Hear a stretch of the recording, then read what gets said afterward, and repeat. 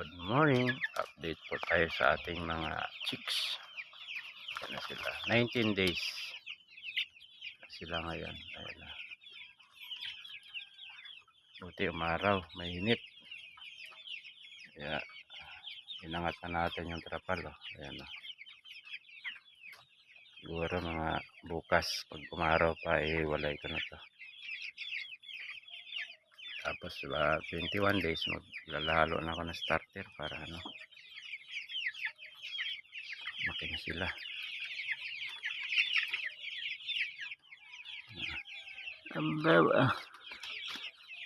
Mga